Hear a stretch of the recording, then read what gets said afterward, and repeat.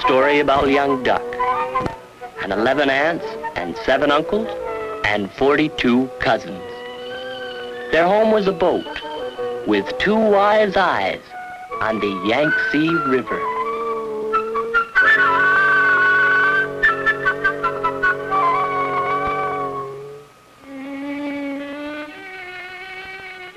Each morning as the sun rose from the east, Ping and his mother and his father and sisters and brothers and aunts and uncles and his 42 cousins all marched, one by one, down a little bridge to the shore of the Yangtze River.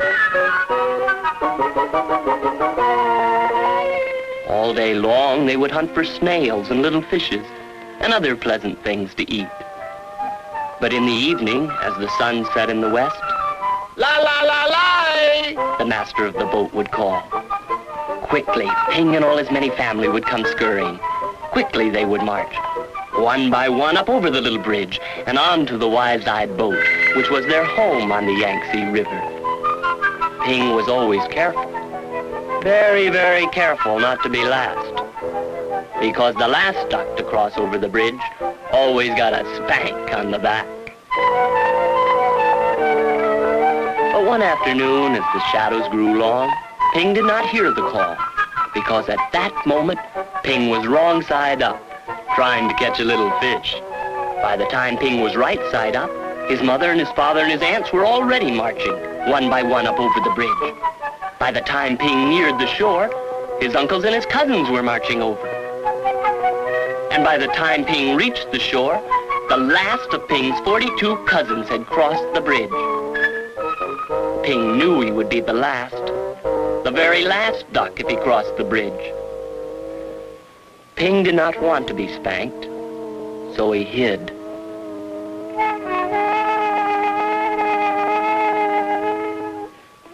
Ping hid behind the grasses, and as the dark came and the pale moon shone in the sky, Ping watched the wise-eyed boat slowly sail away down the Yangtze River.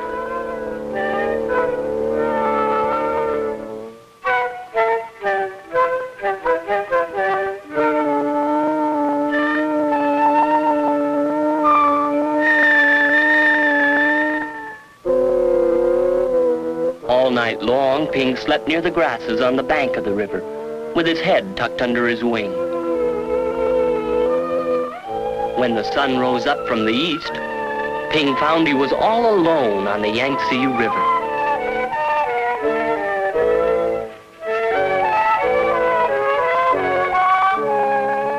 There was no father or mother, no sisters or brothers, no aunts or uncles, and no 42 cousins to go fishing with Ping. So Ping started out to find them, swimming down the yellow waters of the Yangtze River. As the sun rose higher in the sky, boats came. There were big boats, and there were little boats.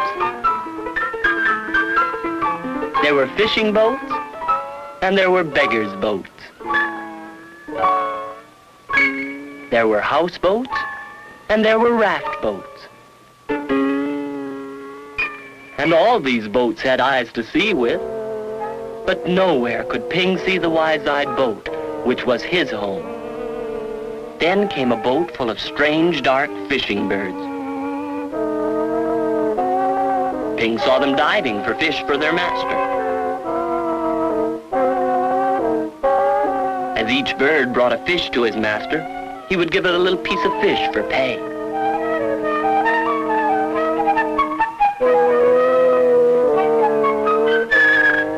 Closer and closer swooped the fishing birds near Ping. Now Ping could see shining rings around their necks, rings of metal made so tight the birds could never swallow the big fish they were catching.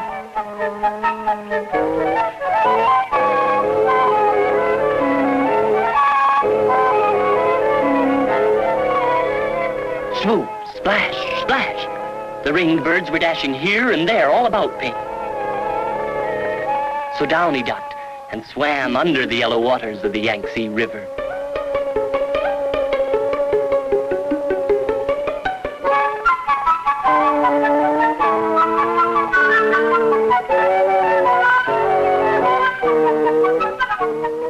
came up to the top of the water, far away from the fishing birds, he found little crumbs floating, tender little rice cake crumbs, which made a path to a houseboat.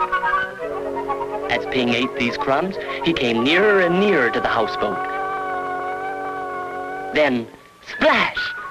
There in the water was a boy. A little boy with a barrel on his back, which was tied to a rope from the boat, just as all boat boys on the Yangtze River are tied to their boats. In the boy's hand was a rice cake. "Ow!" cried the little boy, and up dashed Ping and snatched at the rice cake. Quickly, the boy grabbed Ping and held him tight.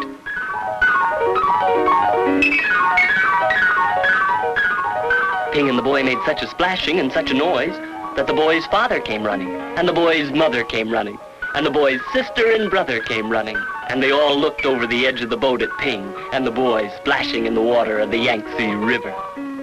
Then the boy's father and mother pulled at the rope, which was tied to the barrel on the little boy's back, and the boy's sister and brother pulled.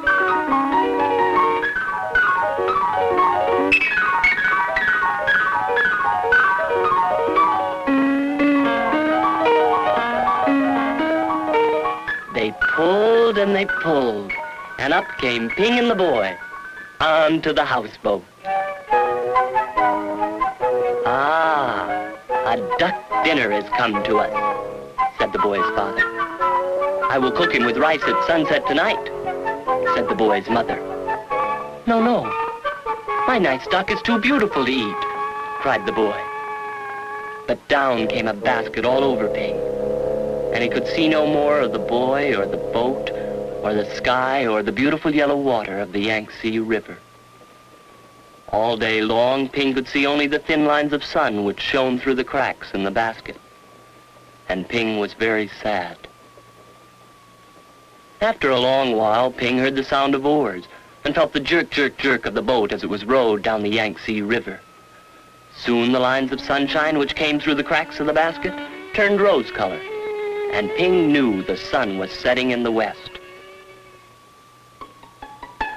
Ping heard footsteps coming near to him. The basket was quickly lifted, and the little boy's hands were holding Ping. Quickly, quietly, the boy dropped Ping over the side of the boat, and Ping slipped into the water, the beautiful yellow water of the Yangtze River.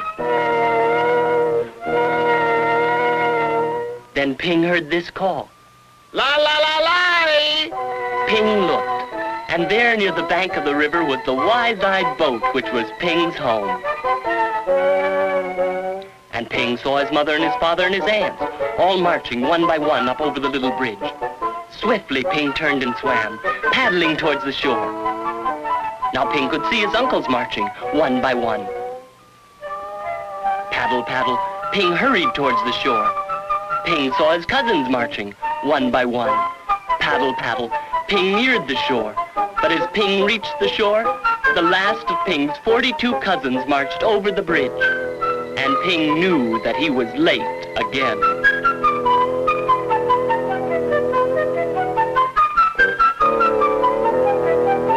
But up marched Ping, up over the little bridge, and spank came the spank on Ping's back.